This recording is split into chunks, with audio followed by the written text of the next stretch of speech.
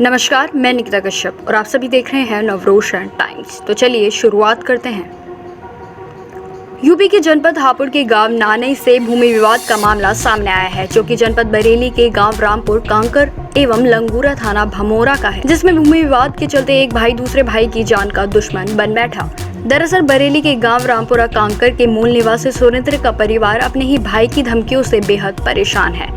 पीड़ित सुरेंद्र के द्वारा अपने हिस्से की जमीन जब जब किसी व्यक्ति को पेशगी पर उठाने के लिए दी जाती, तब तब उसके दोनों भाई जितेंद्र एवं नरेंद्र उसकी जमीन उठाने नहीं देते और इसके खिलाफ आवाज उठाने पर उसी के छोटे भाई जितेंद्र के द्वारा सुरेंद्र एवं उनके बेटे जनार्दन को जान से मारने की धमकी दी गई। आपको बता दें, सुरेंद्र समेत वह 4 भाई हैं, जिसमें तीनों भाई देवेंद्र, जितेंद्र, नरेंद्र हैं, जिसमें जितेंद्र सुरेंद्र पर अपने हिस्से की जमीन को छोड़ने का दबाव बना रहा है। मालूम हो कि 2015 में सुरेंद्र की माता रामदुलारी एवं 6 जनवरी 2020 को पिता रामअक्षय पाल उपाध्याय का देहांत हुआ था। जानकारी के अनुसार पीड़ित के माता पिता जितेंद्र एवं नरेंद्र के पास रहते थे, लेकिन वे इन दोनों से बेहद परेशान थे, क्योंकि ये दोनों उनके पास रखे सभी रुपए छीन लेते थे और आए दिन शारीरिक एवं मानसिक प्रताड़ना देते थे, जिसे तंग आकर माता पिता पीड़ित सुरेंद्र के वर्तमान निवास स्थान में रहने लगे। जिसके बाद 2 जनवरी 2020 को झूठ बोलकर कपट से पिता रामअक्षय पाल उपाध्याय को जितेंद्र व नरेंद्र के द्वारा बरेली ले जाया गया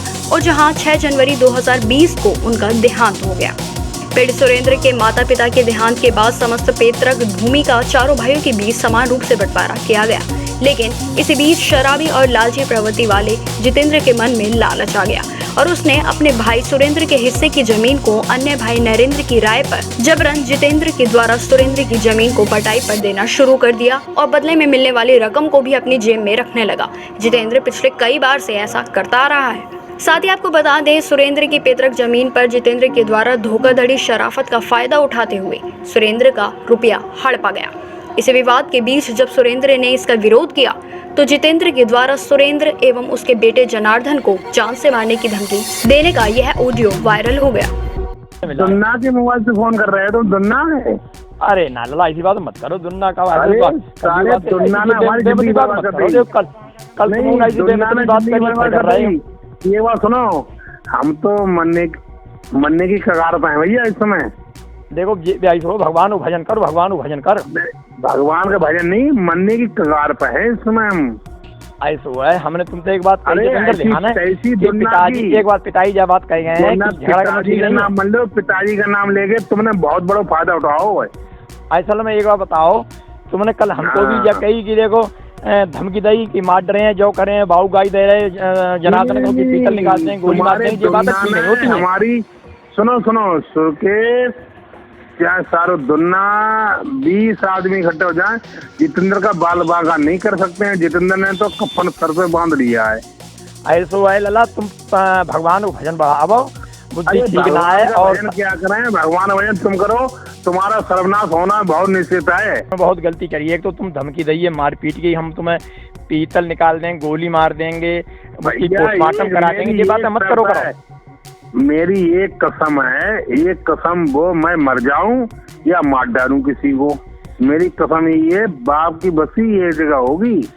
ऐसा नहीं हो सकता है। तूने देखो एक बात है, बाप को तूने मारा, देखो बाप को तूने मारा, माँ को तूने मारा, और हम लोगों को कर चुका है। कई बार पैसा लेके भाग चुका है तू, कई बार। और तूने कल धमकी दिया हमको भी, हमारे लड़के को भी, और मान के नहीं दे रहा है तू। मेरी सुन मेरे भाई, मेरी सुन ले। और सुनो, क्या बता, तू पैसा लाया क्यों? एक बार मेरे हिस्से के क्यों, एक बार मेरे हिस्से क्यों लाया? जरूरी है। अरे मेरे हिस्से के तू पैसा लाया कैसे? तेरी हिम्मत कैसे पड़ी? जा बता दे पहले। हमारे हिस्से के पैसे कैसे लाया तू रामपुर कांकर से, ये बता। और तू हर साल खा लेता है, हर साल। पिछले साल तू 43,000 लेके भाग आया, 43,000 लेके भाग आया। साले गोली मारने का आदेश मुझे मिला है। किन्हें?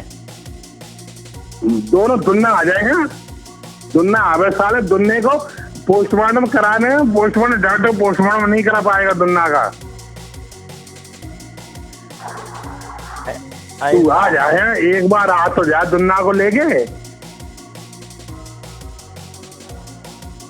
तू खेत में लेके दुन्ना का लेके आ जाए एक बार मेरे भाई। वो नहीं हो पाएगा, तेरी है बुद्धि खराब होगा, तेरी बुद्धि खराब कराएगा, उसके गोली गिनेगा कितनी गोली बेटे की लगी है। ये ध्यान कर लेना। अब पिताजी समझाने वाले नहीं रहे, अब जितेंद्र उपाध्याय चक्कर पर है। आ जा तू, एक बार आ जा। ऐसा है, मेरी सुन ले, पिछली साल 43,000 लेकर भाग गया तू, 50,000 रुपए पिताजी के सब निकाल के भाग गया, और तूने पिताजी को भी मारा, माता को भी मारा है, और माता मेरे पास रही, ये कहती थी इसे बिल्कुल बात नहीं करनी है, तब भी तू नहीं मान रहा है। तूने बहुत अपराध किया है, तुझे सजा मिलेगी, भगवान देंगे तुझे। कहाँ मर्डर करोगे मेरा? जहाँ मर्जी आ जा, वहाँ जा बेटा। अगर तू मुझसे पंगा लेगा तो मैं मारा जाऊँ या मार दूँ सामने वाले? नहीं तो मैं वही तो कह रहा हूँ, कहाँ मरने आऊँ बताओ, वहीं आ जाऊंगा। जहाँ बेटा तू मुझे मारे वहाँ आ जा।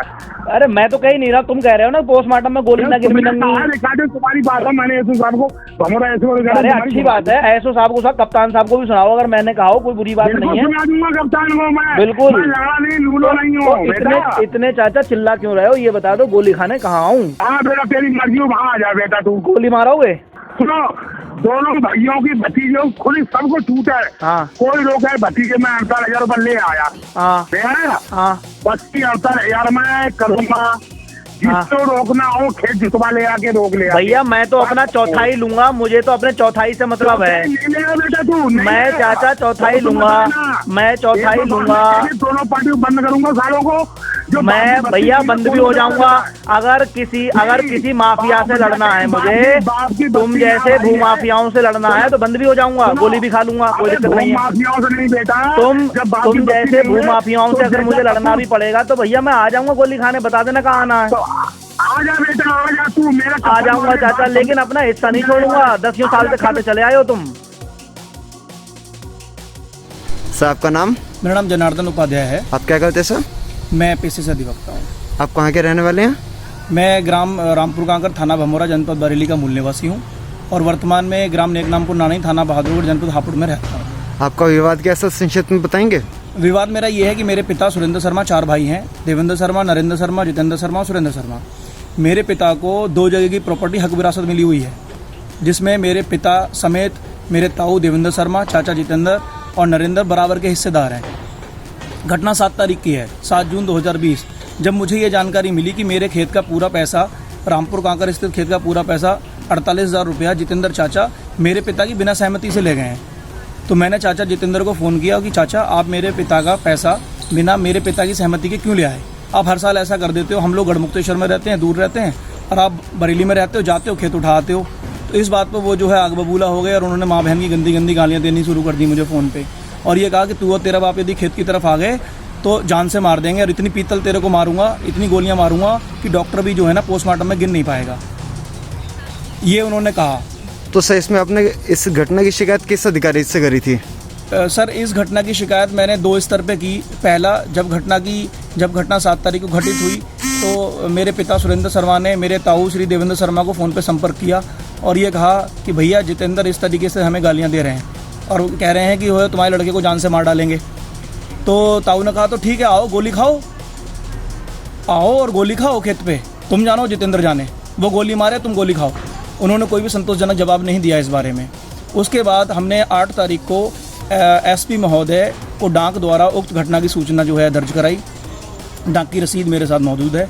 उसके बाद 12 तारीख को मैंने भौतिक रूप से उपस्थित होकर संबंधित डीआईजी महोदय जनपद बरेली परिक्षेत्र को इस घटना के बारे में जो है जानकारी दी, एप्लीकेशन दी, लेकिन उस पर अभी तक कोई निपटारा संबंधित पुलिस ने नहीं किया है। तो इसमें कोई कार्रवाई नहीं हुई है? अभी तक कोई कार्रवाई नहीं हुई है। और इसके अलावा एक वीडियो और वायरल हो रहा है जिसमें 2 व्यक्ति बात कर रहे हैं, इस संदर्भ में आपका क्या कहना है? सर उस ऑडियो के बारे में ये कहना है, वो ऑडियो मेरे पिता श्री सुरेंद्र शर्मा और मेरे चाचा जितेंद्र के बीच का है, जिसमें मेरे चाचा जितेंद्र मेरे पिता को धमका रहे हैं कि तुम्हारा लड़का हाई कोर्ट जाता है, मैंने अपने सर पे कफन बांध लिया है, मेरे आगे पीछे कोई नहीं है, ना लड़का है, ना बीबी है, ना बच्चा है, मैं मर जाऊंगा या तुम लोगों को मार डालूंगा, अगर खेत की तरफ आए तो तुम्हारे लड़के में तुम्हें इतनी गोलियां मारूंगा कि डॉक्टर भी पोस्टमार्टम में नहीं गिन पाएगा। ये घटना की जो है जानकारी मैंने ताऊ जी को भी दी, मैं उनके पास व्यक्तिगत रूप से उपलब्ध हुआ, मैं और मेरे पिता दोनों गए, उनको मैंने सारी रिकॉर्डिंग सुनाई कि ताऊ जो है चाचा इस तरीके से जो है कह रहे हैं। इस संदर्भ में उन्होंने अभी तक कोई भी संज्ञान नहीं लिया। तो इसमें आप क्या कार्रवाई चाहते हैं? मैं सर ये कार्रवाई चाहता हूँ कि इस ऑडियो के माध्यम से मेरे चाचा मेरे पिता को ये धमका रहे हैं कि भाई मुझे ऊपर से आदेश मिल गया है कि मैं तुम बाप बेटों की जो है गोली मारकर जो है हत्या कर दूँ। तो मैं ये जानना चाह रहा हूँ कि इस वास्तविक घटना के पीछे वो कौन से व्यक्ति हैं जिनका संरक्षण मेरे चाचा जी को मिला हुआ है, जितेंद्र शर्मा को, जिनके कहने पर वो ये कह रहे हैं कि मैं इनकी हत्या कर दूंगा और इनको गोली मार दूंगा कि डॉक्टर पोस्टमार्टम में भी नहीं गिन पाएगा। तो मैं इस आप के चैनल के माध्यम से मैं ये संबंधित प्रशासन से और संबंधित पुलिस बरेली से ये जानना चाहता हूँ कि उन व्यक्तियों को ढूंढा जाए जो इस घटनाक्रम के वास्तविक पीछे हैं, जो ये आदेश दे रहे हैं मेरे चाचा को कि वो जो है जनार्दन को जब हाई कोर्ट जाए तो मार के जो है उसकी बॉडी को रामगंगा में डाल दें। आपको बता दें, पीड़ित सुरेंद्र के द्वारा पुलिस प्रशासन से भी मदद की गुहार लगाई गई, जिसमें पीड़ित सुरेंद्र के बेटे जनार्दन उपाध्याय ने 8 जून 2020 को एसपी हापुड़ के समक्ष शिकायत पत्र लिखा। वहीं पीड़ित परिवार के सदस्य जनार्दन के द्वारा दी गई जानकारी के अनुसार उन्होंने बरेली के डीआईजी राजेश पांडे को भी 12 जून 2020 को स्वयं उपस्थित होकर शिकायती प्रार्थना पत्र दिया और साथ ही सुरेंद्र के बेटे जनार्दन के द्वारा डीआईजी के समक्ष लालची जितेंद्र का धमकी भरा कॉल रिकॉर्डिंग डीआईजी को सुनाकर अपने पिता व अपनी जान पर मंडरा रहे खतरे से अवगत करवाया गया। लेकिन आपको बता दें, इस मामले में पुलिस प्रशासन की ओर से अभी तक कोई भी कार्यवाही नहीं की गई है और वहीं पीड़ित का कहना है कि एसपी को लिखे प्रार्थना पत्र एवं डीआईजी के समक्ष दिए गए प्रार्थना पत्र को भी लगभग 1 महीना पूरा होने को है, लेकिन इस मामले में अभी तक कोई भी कार्यवाही नहीं की गई है, जिससे पीड़ित परिवार बेहद भयभीत है और उनको डर है कि कहीं पीड़ित को किसी झूठे मुकदमे में ना फंसा दिया जाए। और इन्हीं परिस्थितियों के चलते लालची जितेंद्र की हिम्मत और भी बढ़ती जा रही है और वो लगातार परिवार वालों को जान से मारने की धमकी दे रहा है। इस पारिवारिक भूमि विवाद के चलते पीड़ित परिवार सरकार और पुलिस प्रशासन से लगातार मदद की गुहार लगा रहा है। अब देखना यह है कि आखिर कब इस पीड़ित परिवार को इंसाफ मिलेगा। इसी के साथ इस खबर में इतना ही। दर्शकों, आप सभी से नवरोशन टाइम्स के माध्यम से यही अपील है कि जितना हो सके इस खबर के लिंक को शेयर करें ताकि किसी अनहोनी के घटित होने से पहले पीड़ित परिवार को इंसाफ मिल सके। साथ ही देश दुनिया की तमाम खबरों की जानकारी के लिए नवरोशन टाइम्स के चैनल को सब्सक्राइब करें। नमस्कार।